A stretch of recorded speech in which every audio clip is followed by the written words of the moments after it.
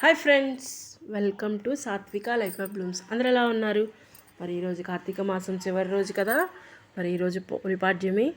మరి ఉదయాన్నే లేచి ఇలా 33 ఒత్తులతో దీపం వెలిగించి తులసి చెట్టు దగ్గర, అలాగే మనము కాలువకి వెళ్ళి నీళ్ళు వదలాలి కాబట్టి మనకి ఇక్కడ కుదరదు కాబట్టి మేము ఇలా చంద్రుడికి ఎదురుగా ఒక గిన్నెలో పెట్టి ఒత్తులు ఇలా వెలిగిస్తున్నాం.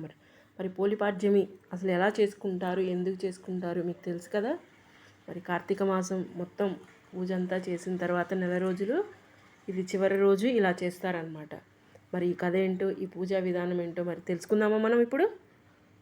మీకు కనుక ఈ వీడియో నచ్చితే లైక్ చేయండి, షేర్ చేయండి, సబ్స్క్రైబ్ చేసుకోండి. ఇంకెందుకు ఆలోచన, మరి పూజా విధానాన్ని మనం తెలుసుకుందాం. మరి కార్తీక మాసం మనకి 2వ తారీఖు స్టార్ట్ అయింది కదా, నవంబర్ 2వ తారీఖు.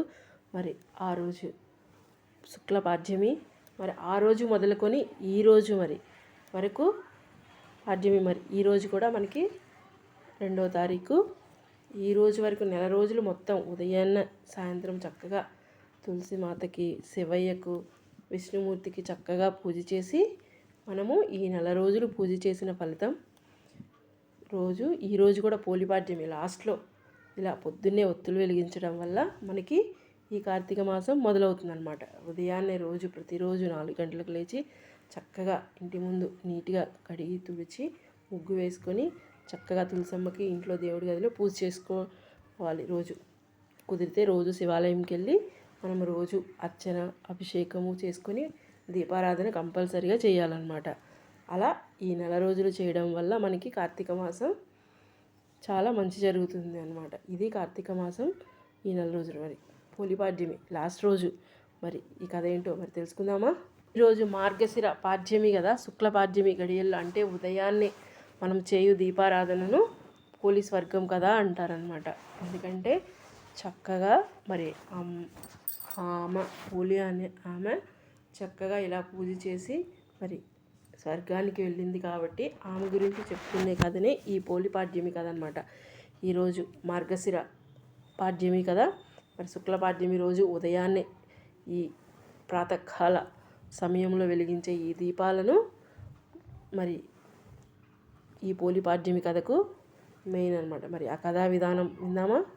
ఈ నెల రోజులు చక్కగా పూజ చేసి ఈ పోలిపాడ్యమి రోజు ఆమె స్వర్గానికి వెళ్ళడం వల్ల మనకి ఈ కథ, ఈ వ్రతము, ఈ నెల రోజులు కార్తీక మాసం వ్రతం కంప్లీట్ చేసి ఈరోజు కూడా దీపాలు వెలిగించడం వల్ల ఆమె స్వర్గానికి వెళ్ళిందని మనకి పురాణాలు చెప్తున్నాయన్నమాట. మరి ఈ పోలిపాడ్యమి కథ పూర్తిగా మరి లోపలికి వెళ్ళి కథా విధానం తెలుసుకుందామా. రోజు ఇలా దీపాలు వెలిగించి చక్కగా మనము నదిలో కానీ ఇలా గిన్నెలో కానీ వదిలి మనం ఆ దేవుడికి దండం పెట్టుకుంటే ఈ కార్తీక మాసం వ్రతం మొత్తం కంప్లీట్ అయ్యి ఈ నెల మొత్తం చేసిన మనకి పుణ్య ఫలితం మనకు వస్తుందన్నమాట. మరి దీని గురించి మనకు ఒక కథ నానుడిలో ఉంది. ఆ కథ ఏంటో మనం తెలుసుకుందామా. మనం తెలుసుకుందాము. మరి ఈ కథ ఏంటో, ఒక కృష్ణానది, మన విజయవాడ కృష్ణానది ఉంది కదా, ఆ తీరాన బాదర అనే గ్రామం ఉందన్నమాట. ఆ గ్రామంలో మన ఈ పోలి అనే ఆమె ఉంటుందన్నమాట. సంపన్న కుటుంబీకులే, వారితో పాటు చాకలి పోతడి కుటుంబం కూడా ఒకటి నివసించేది. ఇంటి యజమాని పోతడికి 5 కొడుకులు. వారందరికీ వివాహాలు అయ్యాయి. ఇంటిలోని వారంతా కలిసిమెలిసి ఉమ్మడిగానే జీవించేవారు. వారందరిలోనూ చిన్న కోడలి పేరు పోలి. ఆమెకు చిన్ననాటి నుంచి దైవం మీద అపారమైన భక్తి, ఆమెకు విశేషమైన ఆసక్తి. పోలి అత్తగారి ఇంట్లో ఎంతో భయభక్తులతో ఉండేది.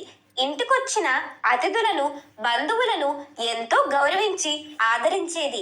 దీంతో బంధువులందరికీ పోలి అంటే చక్కటి ఆప్యాయత ఏర్పడింది. ఆమెను ఎంతగానో ప్రశంసించేవారు. చిన్నప్పటి అలవాటును కొనసాగిస్తూ పోలి అత్తగారి ఇంట్లో కూడా పూజలు, నోములు చేసేది.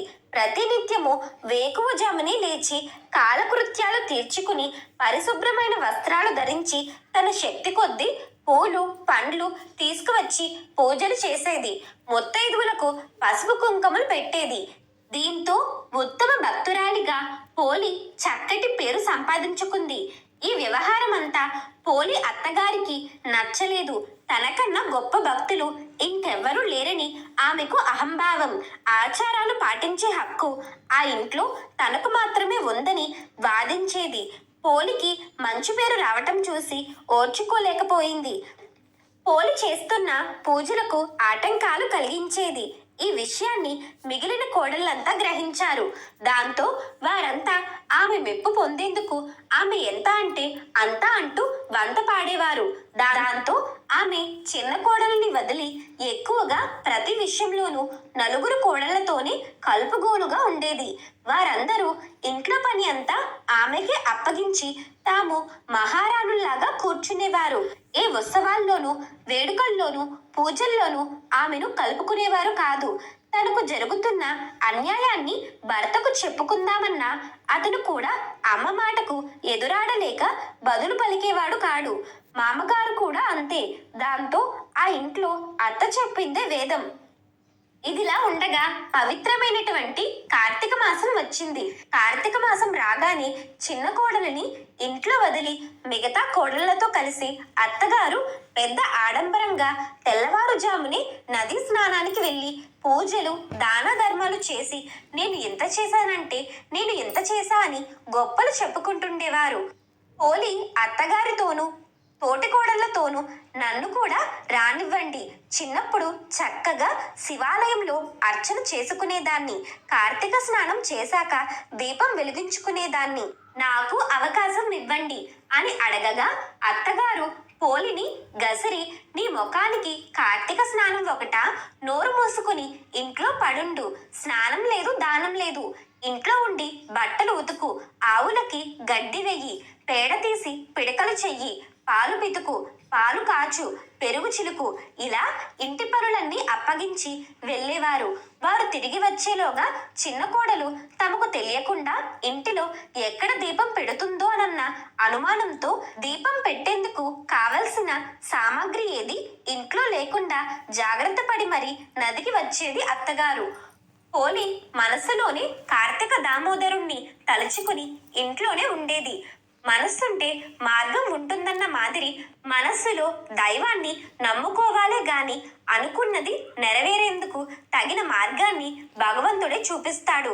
ఇందుకు పోలి నిస్వార్థ భక్తే తార్కాణం. అత్తగారు చిన్న కోడల్ని దీపం పెట్టనీయకుండా ఎంత ప్రయత్నించినా ఫలించనే లేదు. పోలి నిత్యము దీపము వెలిగించేది. అయితే ఆ దీపం వెలిగించేందుకు ఆమె ఎంతో కష్టపడేది. అయితే ఆ కష్టాన్ని కష్టంగా కాక ఇది భగవంతుడు తనకు పెడుతున్న పరీక్షగా భావించి ఆయన్ని మనస్సులో స్మరించుకుంటూ ఇంటి దగ్గర ఉన్న నూతి వద్ద స్నానం చేసి పెరట్లో ఉన్న పత్తి చెట్టు నుండి కొద్దిగా పత్తిని కోసుకుని దాంతో వత్తి చేసేది. ఆ వత్తికి మధ్యన చిలికి వెన్న తీయగా చివరగా కవ్వానికి అంటిన వెన్నను రాసి అరటి దొప్పల్లో దీపాన్ని వెలిగించి ఆ దీపాన్ని తులసి కోట వెనకాల పెట్టి ఓం నమో నారాయణాయ నమః అని భక్తి శ్రద్ధలతో ఒక నమస్కారం చేసి మళ్ళీ పనిలోకి చొరబడేది. దీపం అత్తగారికి కనబడితే ఏమంటుందో అన్న భయంతో ఆ దీపం ఎవ్వరికి కనిపించకుండా ఉండేందుకు దానిపై బొట్టను బోర్లించేది. ఇలా కార్తీక మాసం నెల రోజుల పాటు పోలి ఎటువంటి ఆటంకం లేకుండా నిర్విఘ్నంగా దీపాలు వెలిగించి పూజలను చేసింది. ఇలా నెల రోజులు గడిచాయి. కార్తీక మాసం చివరకు వచ్చింది. ఆ రోజు అమావాస్య. ఈ ఒక్కరోజు పరమాత్మ కృపా కటాక్షాలతో దీపం పెట్టగలిగితే అనుకున్న ఆశయం నెరవేరుతుంది. కాబట్టి ఈ చిన్న కోరికను నెరవేర్చు తండ్రి కార్తీక దామోదర అని మనస్సులో శ్రద్ధా భక్తులతో స్మరించుకుంది పోలి. కార్తీక మాసం చివరి రోజు కావడంతో ఆ రోజు కూడా నది స్నానం చేసి ఘనంగా దీపాలు వదిలి పెట్టేందుకు అత్తగారు మిగిలిన నలుగురు కోడళ్లతో కలిసి నదికి బయలుదేరింది. వెళుతూ పోలికి ఇంటెడు చాకరీని అప్పగించి వెళ్ళింది. నేను దీపాలు వెలిగించి ఇంటికి వచ్చేసరికి ఒక్క పని కూడా మిగల్చకుండా పూర్తి చెయ్యాలి, లేదా తగిన శిక్ష అనుభవిస్తావంటూ హెచ్చరించి వెళ్ళింది. అయినా దైవాన్ని నమ్మిన పోలి రోజువారీ పనులే కాక అత్తగారు తనకు అప్పగించిన ఇతర పనుల్ని కూడా భగవత్ కృపతో సునాయాసంగా పూర్తి చేసి రోజు మాదిరిగానే కార్తీక దీపం వెలిగించుకుంది. పోలిని దీపం పెట్టనీయకుండా నీచ బుద్ధితో అత్తగారు ఎన్ని ఆటంకాలను కల్పించినా వాటన్నిటినీ అవలీలగా పూర్తి చేసి ధర్మాన్ని దైవాన్ని నమ్ముకున్న పోలిని చూసి క్షీరాబ్ది వాసుడైన శ్రీహరికి ముచ్చట వేసింది. దాంతో పోలిని బొందితో అంటే ప్రాణం ఉండగా శరీరంతోనే స్వర్గానికి రప్పించుకునేందుకు పుష్పక విమానాన్ని పంపించాడు వైకుంఠవాసి అయిన పరంధాముడు. సరిగ్గా అదే సమయానికి అత్తగారు నలుగురు కోడళ్ళు ఇంటికి చేరుకుంటున్నారు. పైనుంచి తేజోమయమైన కాంతిపుంజం ఒకటి కిందకు వస్తుందా అన్నట్లు పోలి ఇంటి ముందుకొచ్చి నిలిచిందా దివ్యమైన దేవతా విమానం. ఆ విమానాన్ని చూసిన అత్తగారు తోడి కోడళ్ళు ఏమనుకుంటున్నారంటే, మేము ఎంతో భక్తి భావనలతో ఇన్ని రోజులు కూడా నది వద్దకు వెళ్ళి ఆ శివయ్యకి దీపం సమర్పించాము కాబట్టి ఆ దేవుళ్ళందరూ కూడా మా కోసం ఈ పుష్పక విమానాన్ని పంపించారు అని మురిసిపోయి పరిగెత్తుకుని వస్తారు. దేవతలంతా పోలిని అందులోకి సాదరంగా ఆహ్వానిస్తూ చెయ్యందించి మరి లోపల కూర్చోబెట్టుకున్నారు. పోలి దివ్య వస్త్రాభరణాలతో దేవతల స్త్రీలాగా మెరిసిపోతూ కనిపించింది. అయితే అది తమ కోసమే వచ్చిందనుకుని భ్రమిస్తూ మురిసిపోతున్న అత్తగారి ఆశలన్నీ అడియాసలయ్యాయి. అత్తగారు కోడళ్ళు దేవదూతలను చూసి ఇలా అడుగుతున్నారు. మేము కార్తీక మాస నెల రోజులు స్నానాలు దానాలు వ్రతాలు చేశాము. ఈ పోలి ఏమీ చెయ్యలేదు. అయినా ఈమెకు స్వర్గలోక ప్రాప్తి ఎలా లభించింది? ఇన్ని పూజలు చేసినా మాకు ఏమీ లేకపోవడం ఏంటి అని ప్రశ్నించారు. దానికి వారు ఈ విధంగా సమాధానం చెప్తున్నారు. ఈ పోలి భక్తి శ్రద్ధలతో మనస్సులో కార్తీక దామోదరుణ్ణి నిలుపుకుని వీలున్నంతలో ఆవు వెన్నతో దీపం పెట్టి మొక్కింది. ఆమెను దీపం పెట్టనీయకుండా దుర్బుద్ధితో అత్తగారు ఎన్ని ఆటంకాలు కల్పించినా అన్నిటినీ తన అచంచలమైన భక్తితో అధిగమించి కార్తీక మాసం నెల రోజులు ఒక్క రోజు కూడా మానకుండా దీపం పెట్టిన పోలి శ్రద్ధాభక్తికి పరంధాముడు ఎంతగానో పరవశించాడు. ఆమె భక్తికి సంతోషించిన నారాయణుడు పుష్పక విమానాన్ని పంపించాడు. మీరు ఆడంబరాల కోసం ఒకరు చూసి మెచ్చుకోవాలనే అభిప్రాయంతో స్నానాదులు చేశారు. అందుచేత మీరు చేసిన దానికి ఫలితం అంతంత మాత్రమే. భగవంతుడికి కల్మషం లేని మనస్సు, ఆడంబరం లేని పూజ, నిర్మలమైన భక్తి తప్ప మరేమీ అవసరం లేవని దేవదూతలు వివరించారు. ఎలాగైనా పోలితో పాటు తాము కూడా స్వర్గానికి వెళ్ళాలనుకుంటూ పోలి కాళ్ళు పట్టుకుని వేలాడే ప్రయత్నం చేసిన ఇసుమంతైన ప్రయోజనం లేకపోయింది. విమానంలోని దేవదూతలు పోలికి మాత్రమే స్వర్గానికి చేరుకునేంతటి నిష్కల్మషమైన మనస్సు ఉందని చెబుతూ వారిని కిందకి దించేశారు. దీన్ని బట్టి మనం గ్రహించాల్సింది ఏమిటంటే, అహంకారాన్ని వీడి నిష్కల్మషమైన మనస్సుతో ఏది చేసినా దాన్ని పరమాత్మ స్వీకరిస్తాడని, అదే ఆయనకు ప్రియమని తెలుసుకోవాలి. ఆచారాన్ని పాటించాలన్న మనస్సు ఉన్నప్పుడు మార్గం దానంతట అదే కనిపిస్తుందని చెప్పడం ఈ కథలోని ఆంతర్యంగా తోస్తుంది. దృష్టిలో మానవులంతా ఒక్కటే. ధనికుడు, పేద, ఆడ, మగ మొదలైన భేదాలేవి ఆయన చూడడు. నిర్మలమైన మనస్సుతో తనను ఆరాధించే భక్తులను ఆయన తప్పకుండా అనుగ్రహిస్తాడు. భక్తితో చేసే పూజ భగవంతునికి ఎంతో ప్రీతికరం. మనం ఇప్పటివరకు పోలి కథ విన్నాం కదా. మరి ఈరోజు మా పోలి పాడ్యమి యొక్క పూజా విధానాన్ని చూశారు కదా. మీరందరూ చక్కగా ఉదయం తులసమ్మకు పూజ చేసి, తర్వాత ఇంట్లో పూజ చేసుకుని, తర్వాత బయట చక్కగా దీపాలు వెలిగించుకున్నాము. ఆ తర్వాత మేమందరము కలిసి, ఫ్రెండ్స్ అందరం కలిసి కార్తీక వనభోజనం కోసం లాస్ట్ రోజు కదా చక్కగా తలా ఒక ఐటెం చేసుకుని ఇలా కార్తీక వనభోజనాన్ని ఎంజాయ్ చేస్తున్నాం అనమాట.